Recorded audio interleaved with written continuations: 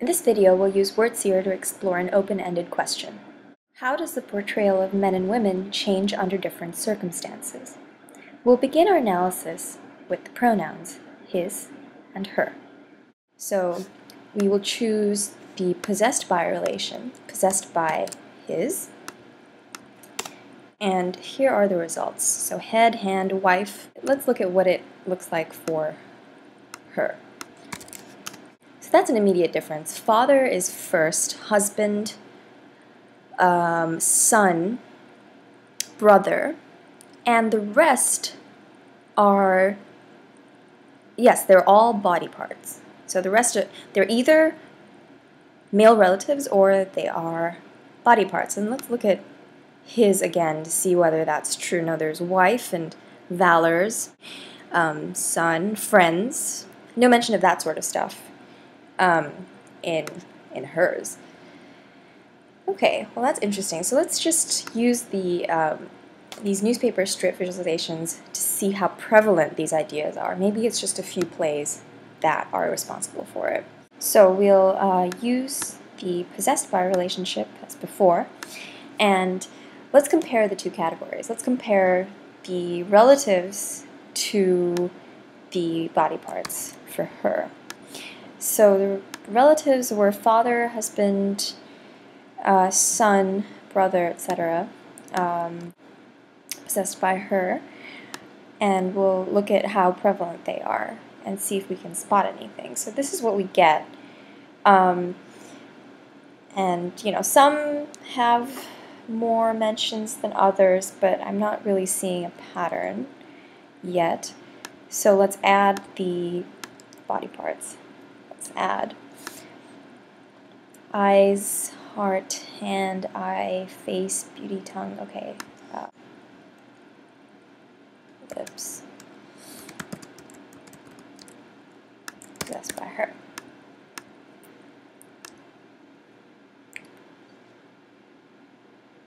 Okay, so that's the prevalence in all of the plays.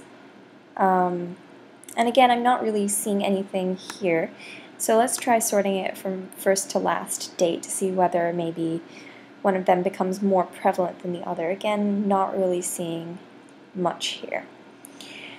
Okay, so let's try dividing the plays into sort of the famous categories: comedies, tragedies, histories. So I'm at the document selection page, and I can select a couple of documents and then add them to a collection. So what I've done here is I have already organized the plays into the comedies, the tragedies, and the histories. So these are the comedies, the tragedies, histories, and of course temporal categories. Post 1600, so you can see all the dates are post 1600, and I did that just by saying end year, start year equals 1600 and search, and then I selected all of them and then added the items to the collection. That's how I did that. And pre-1600. We'll divide it into the comedies. Look at the comedies. So here's the comedies.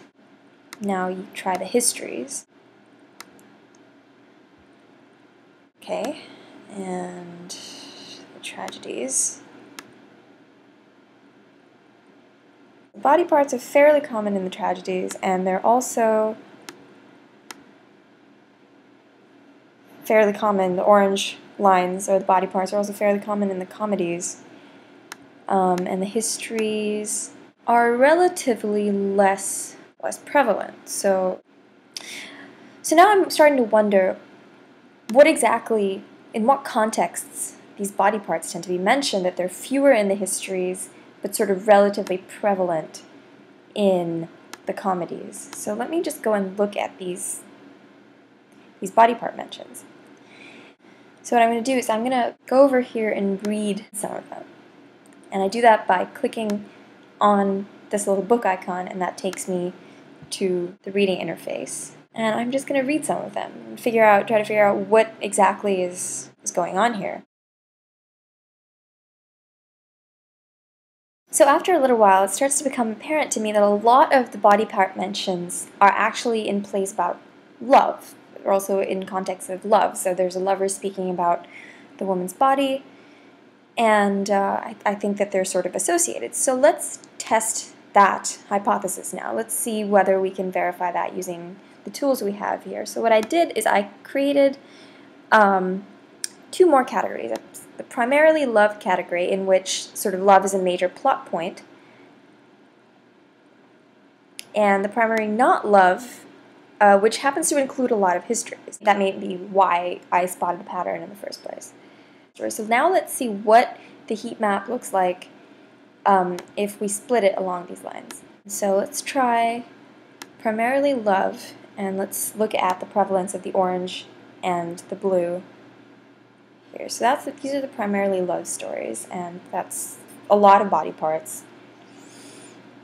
And primarily not love,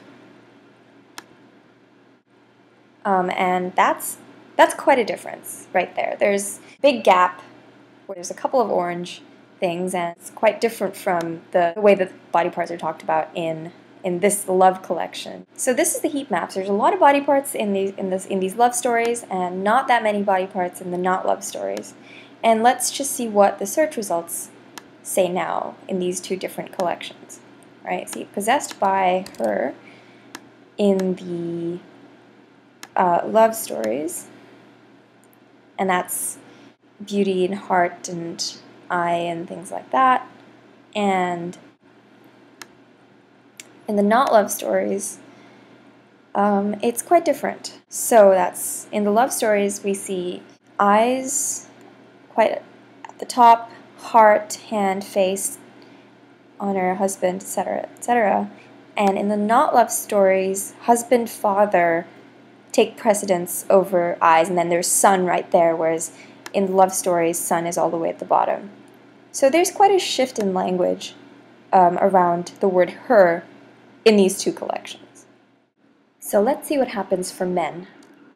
We'll change to the word his, and we can look at the results.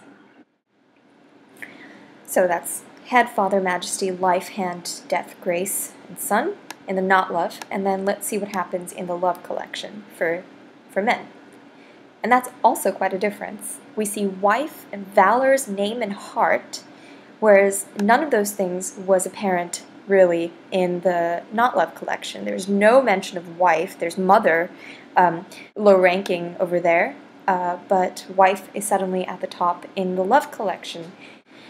For women, the language seems to get more physical, but for men, it seems to get more sentimental. There's and daughter and love and hand and heart, but in the not love, it's all about, his majesty and death and valor and sword and things like that. So WordSeer was used to explore an open-ended question and find an answer. Thanks for watching.